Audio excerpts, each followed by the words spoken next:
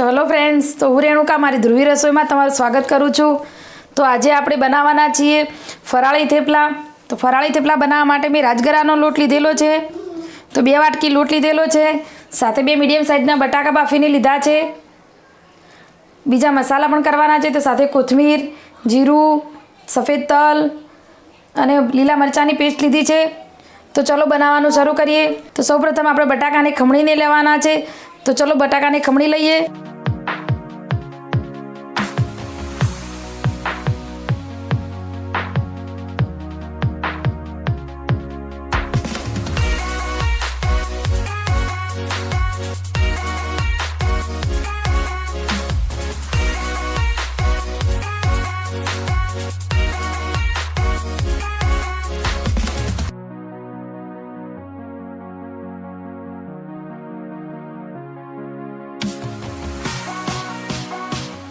તો આપણે બટાકાને સરસ ખમણી લીધેલા છે।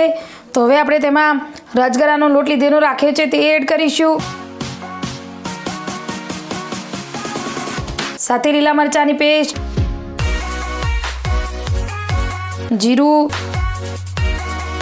સફેદ તલ,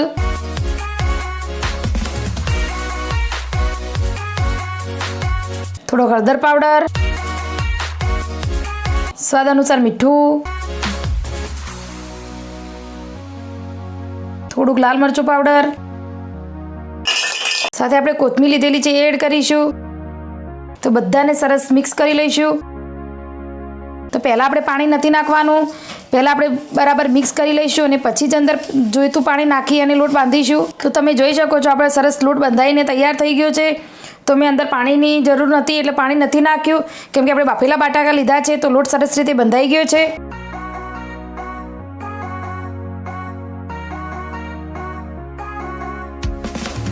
તો હવે આપણે લોટમાંથી નાના નાના લોવા કરી લઈશું।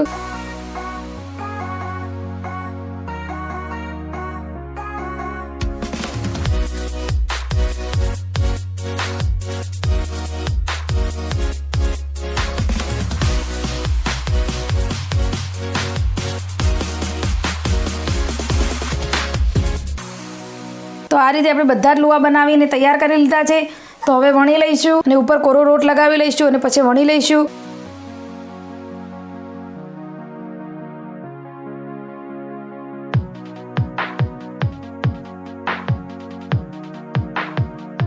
તો આપણા થેપલા સરસ વણાઈ અને તૈયાર થઈ ગયું છે। તો હવે આપણે તેને શેકી લઈશું। હવે તવી ગરમ થઈ ગઈ છે, તો પહેલાં આપણે થોડુંક તેલ નાખી અને થોડીક તેલવાળી કરી લઈશું તવીને।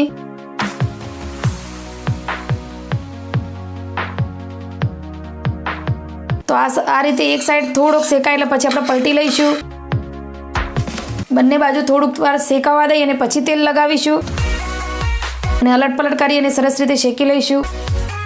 તો આ રીતે આપણે બીજા પણ થેપલાને વણી લઈશું।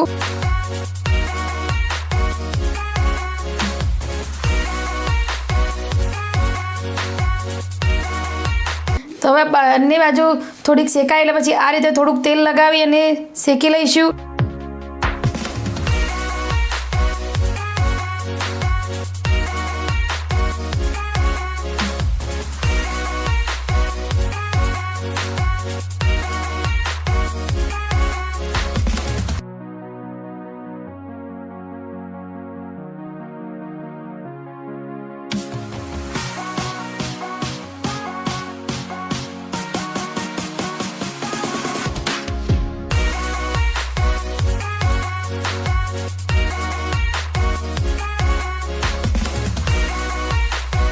તો તમે જોઈ શકો છો એકદમ સરસ રીતે ગોલ્ડન બ્રાઉન થાય ત્યાં સુધી આપણે શેક્યું છે।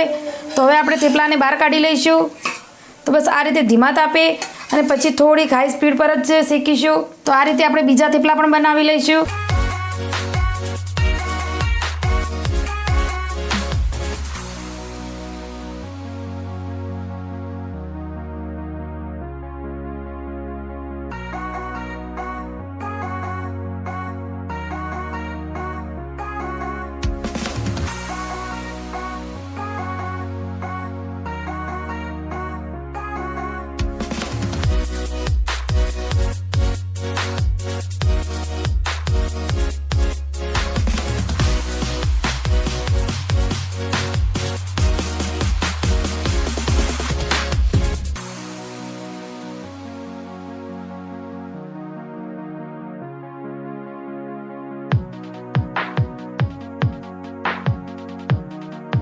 ફ્રેન્ડ્સ, તમે જોઈ શકો છો આજે આપણે ફરાળી થેપલા બનાવ્યા છે.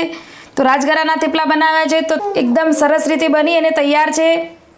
તો આવા થેપલા તમે પણ ઘરે બનાવી અને એન્જોય કરી શકો છો.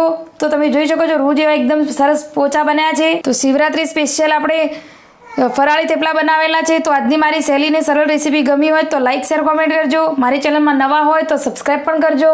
તો આવી જ નવી અને સહેલી રેસીપી સાથે હું ફરીથી મળીશ. ત્યાં સુધી આવજો.